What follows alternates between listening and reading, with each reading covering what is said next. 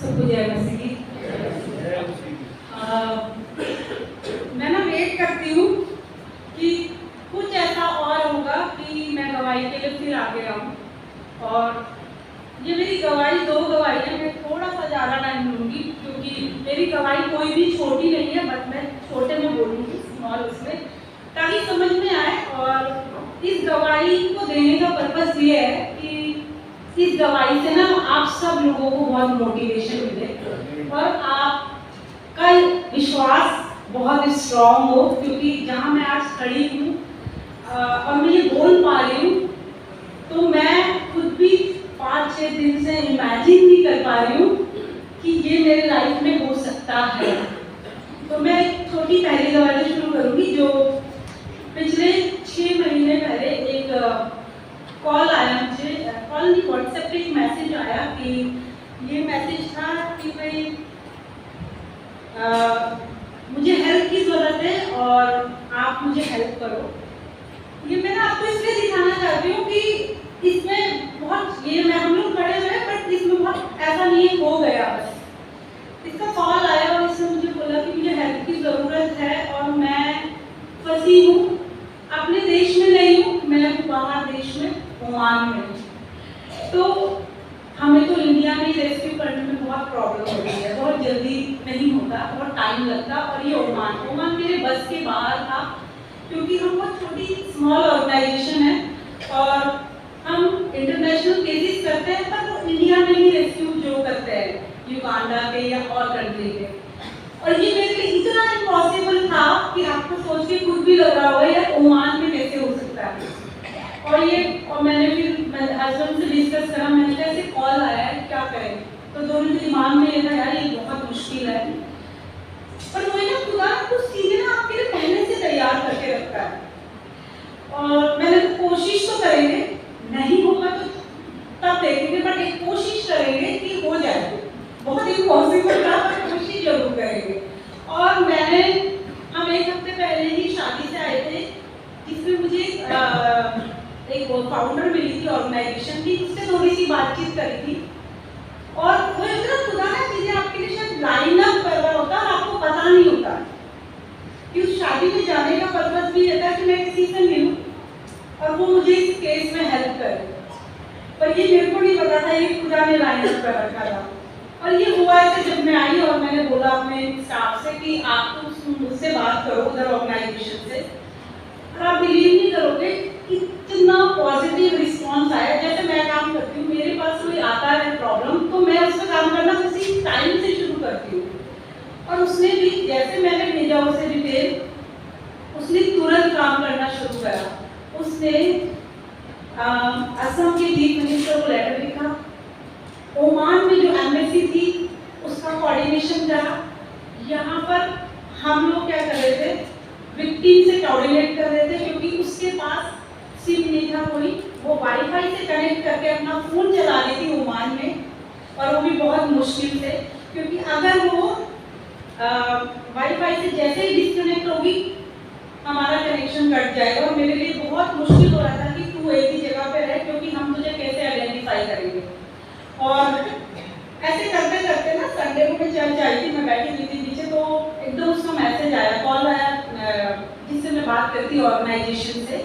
उसका नाम impulse network organisation है, अगर आप गूगल में कभी सर्च करोगे तो आपको मिलेगा। और उसने मुझे ये बोला कि अगर हम अटेम्प्ट कर रहे हैं, हमारे उसके पास ना पासपोर्ट की कॉपी थी ना उसके कोई डॉक्यूमेंट्स थे, क्योंकि उसे 8 महीने से एक रूम में बंद कर रखा था और टाइम्स का रेप हो रहा था, हर दिन हो रहा था रेप। 40 से 50 साल के आदमी ने उसको रखा हुआ था और वो खुद 23 साल की लड़की। और जब उसने बोला कि हमारे पास ना डॉक्यूमेंट नहीं है, ओमान में अगर आप फंस गए तो वहाँ से लेके आना बहुत मुश्किल है, क्योंकि विदाउट डॉक्यूमेंट्स हमारी गवर्नमेंट भी कैसे हेल्प करेगी, क्योंकि हमें भी एम्बेसी में तो दिखाना पड़ेगा वहाँ पर के डॉक्यूमेंट्स कुछ तो है, उसके और कुछ नहीं था।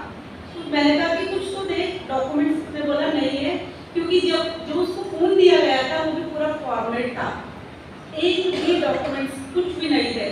मैंने शिखा से भी बात करी थी इस केस के लिए कि हम क्या कर सकते हैं और करके, पर हमें समझ में नहीं आ रहा था। संडे वाले दिन हमने हमने ये सोचा कि अगर ये रेस्क्यू नहीं हुआ और लड़की वहाँ फंस गई तो शायद वो जिंदा ना आ पाए और हमारे लिए बहुत मुश्किल हो रहा था। पर हमने सोचा अब आज के दिन हम ये सोच रहे हैं कि अब हम सोशल मीडिया पर इसको लाएंगे और उसके थ्रू ही शायद हम लोग कुछ कर सकते हैं। और हमने ये सोच लिया था, मन बना लिया था, बट पर ये बहुत अच्छा हुआ था। हमारी एम्बेसी, जो इंडियन एम्बेसी है ओमान में, वो बहुत अच्छे से काम कर रही थी। उन्होंने बहुत तरीके से जल्दी से ओमान की सीआईडी को कॉल करा। ओमान की सीआईडी ने उस विक्टिम को कांटेक्ट करा और कांटेक्ट करने के बाद ऐसा हुआ, थर्सडे आ गया, थर्सडे की नाइट आ गई और मैं आपको बात कर रही हूँ, मैं उसको बोली तू अब अपनी घर से कहीं बाहर मार्केट में भी नहीं जाना। वो जब भी जाती थी तो वो हमेशा उस आदमी के साथ ही जाती थी, 2 आदमी थे उसके साथ हमेशा रहते थे। मैंने उसको बोला कि अब होने वाला है, किसी भी टाइम कोई भी तुझे रेस्क्यू करने वहाँ आ सकता है निकालने के लिए। खुश थी वो भी, एक्साइटेड, पर हमें ये था कि फ्राइडे आ रहा है और फ्राइडे को शायद सब बंद होगा और वो बात ही कर रहे थे।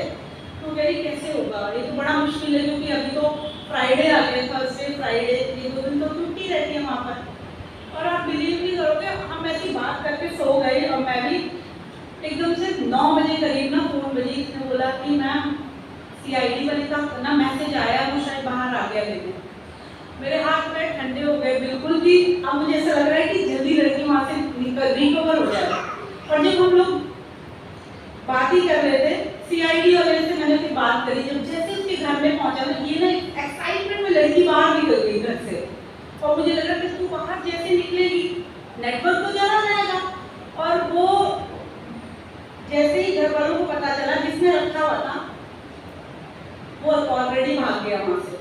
अब इसको समझ में नहीं आ रहा मैं क्या करूँ, और ये बाहर निकल के गाड़ियाँ देख रही है और मैं सोच रही हूँ अंदर जा। जैसे लैंग्वेज प्रॉब्लम यहाँ बहुत थी क्योंकि वहाँ पर वो उनकी लैंग्वेज बोलते हैं, इसको थोड़ी बहुत समझ में आ गई थी।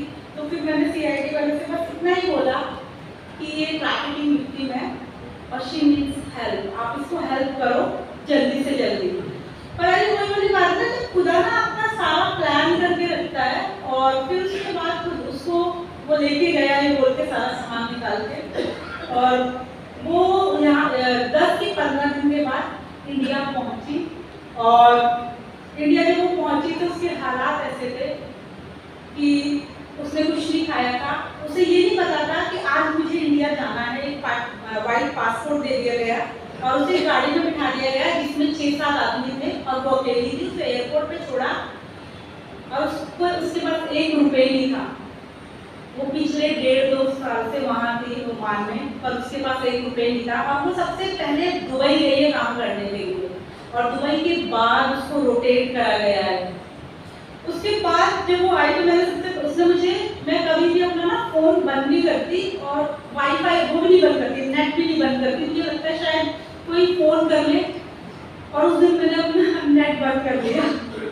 नेट बंद कर लिया। सुबह मेरे को एक नॉर्मल नंबर से, महाराष्ट्र नंबर से कॉल आ रहा है, तो मैंने कॉल उठाया। जैसे उसने बोला मैं मुंबई में आ गई हूँ। मैंने कहा मुंबई में आ गई है। अब मुझे लगा मुंबई में आ गई तो इसके पास तो फ़ोन भी नहीं, किसके फ़ोन से कर रही है, ऑटो वाले के फ़ोन से कर रही थी। तो ऑटो मैंने बोला अब तो एयरपोर्ट के एकदम पास थी, जैसे दिख रही थी वैसे ही कॉल करा था उसने।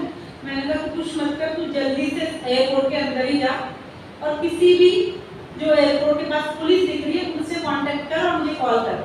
और मैंने जल्दी मनीष को उठाया। मैंने कहा फटाफट से ना टिकट देखो कौन सी है, अभी अर्ली मॉर्निंग की टिकट कौन सी है। और 12 बजे की हमें टिकट मिल गई मुंबई से दिल्ली के लिए। और मैंने फिर पुलिस वाले से बात करके उनके उसमें उसको भेजा, वाईफाई कनेक्ट करवाया। और मैंने कहा सबसे पहले तो खाना खा, क्योंकि उसके पास कुछ नहीं खाया था। फिर उसे खाना खिलाया और जब वो आई ना, मैं इसलिए आपको बता रही एक बहुत ऐसा स्टोरी बताया तो लग रहा बहुत ईजी है पर बहुत डिफिकल्ट है। मैं रात को सोई नहीं इस वजह से, क्योंकि मुझे लग रहा था कि यार ये अगर वहाँ से ओमान से वापस नहीं आई तो क्या, क्योंकि किसी ने मेरा नंबर बहुत होप के साथ उसे दिया था कि ये आपको हेल्प कर देगी वहाँ से निकालने में। वो आई तो उसका फ़ोन में कनेक्शन नहीं है और मैं एयरपोर्ट के बाहर खड़े होके 3 गेट पे चक्कर मार रही हूँ, मनीष बाहर गाड़ी में वेट कर रहे हैं हस्बैंड मेरे, और मैं 3 गेट पे चक्कर काट रही हूँ, इस गेट पे, क्योंकि हम लोग उसका फोन ही नहीं है, नंबर ही नहीं है, तो कैसे बात करूँगी। और मैं खुद इतनी ना परेशान हो गई कि अगर मैं यहाँ से निकली तो कहाँ जाएगी। मैं वहाँ गई हूँ और मुझे समझ में नहीं आ रहा कि क्या करूँ। फिर मैं एक जगह रुकी, मैंने कहा यहीं खड़े होकर सब जगह देखना पड़ेगा जल्दी जल्दी।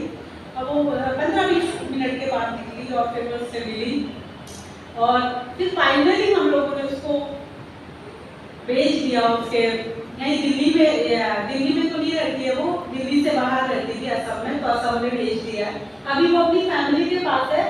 पर ये यंग बच्चों के लिए बहुत एक मैसेज है, जो हम जॉब ढूंढते हैं ना, जब तक आप वेरीफाई नहीं करते हैं तब तक आप मत जाइए बाहर, क्योंकि ना ऐसा लगता है बाहर बहुत पैसा है, पर हर एक चीज़ को आपको वेरीफाई करना बहुत ज़रूरी है। सबसे पहले वो दुबई में गई थी जॉब करने के लिए, और ये दुबई नहीं है, इटली, फ्रांस, यूएस, हर जगह हो रहा है, रूस में, यूक्रेन में, अगर आप पढ़ते होंगे तो। ये गवाही देने का पर्पस ये था कि ये बहुत इजीली मैंने इसलिए बता दिया क्योंकि ये खुदा ने अरेंज करा है, मैंने कुछ नहीं करा है। मैंने अपना थोड़ा इस्तेमाल करा है जो खुदा ने मुझे दिया है, पर इसके पीछे ना सिर्फ खुदा का हाथ है, मेरा कोई हाथ नहीं है।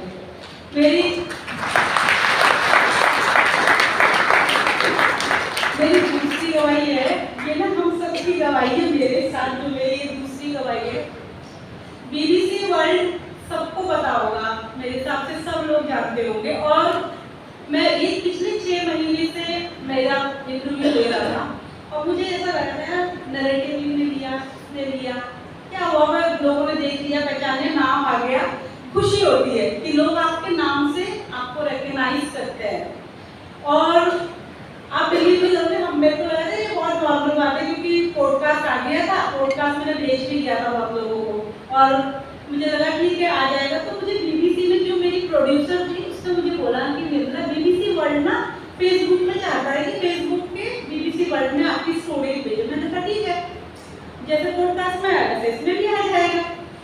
पर आप बिलीव नहीं करोगे, 58 कंट्री से लोग मनोबल को मैसेज कर रहे थे, BBC में जो फेसबुक का पेज है उस पर मैसेज कर रहे थे, और मेरे को ना ऐसा लग रहा था, लाइक ए स्टार फील हो रहा था कि यार खुदा ने कैसे कर दिया है काम, मेरे लिए तो इतना इम्पॉसिबल था।